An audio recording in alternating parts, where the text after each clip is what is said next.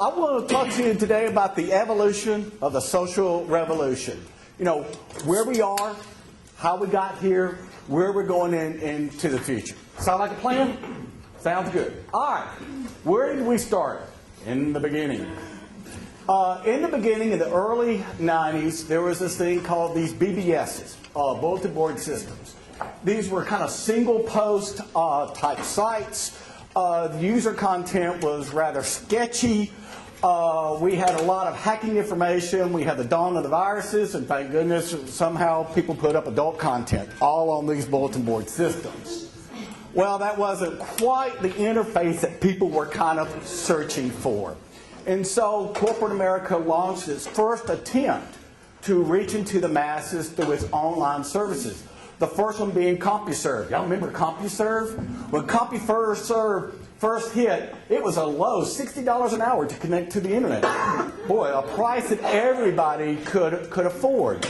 And then Prodigy came on with its lower discount pricing that reached the masses. And so we began to see the proliferation of internet into the personal home and into the small businesses. And in fact, AOL, America Online, started off as one of these online service providers.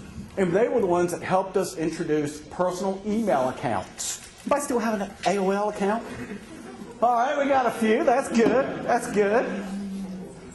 Well, as the years progressed, we began to see a little bit more of social types of networks beginning to develop.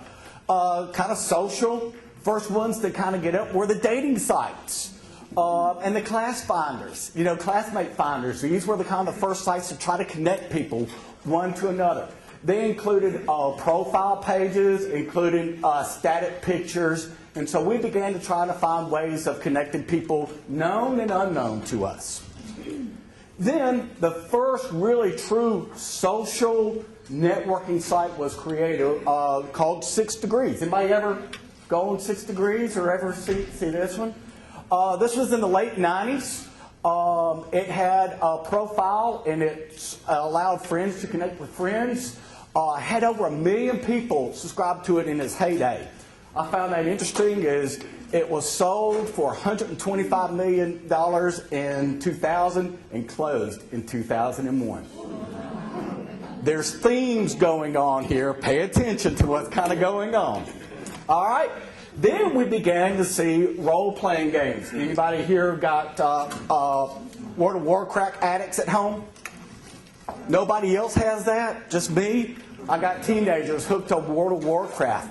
But these gaming networks began to connect people online, you know, streaming video and interactive fantasy play. You know, and this might be like in Mortal Kombat, or it might be as far out as Second Life. Anybody been out there on Second Life? If you don't like your life, go get another one. So that's what Second Life is all about. And these social interactions really began to create more conversations. More chatting was going on, more sharing of kind of information. And these gaming sites continue to grow. I found one site, I believe there were about 120 of these different fantasy online gaming systems that were out there.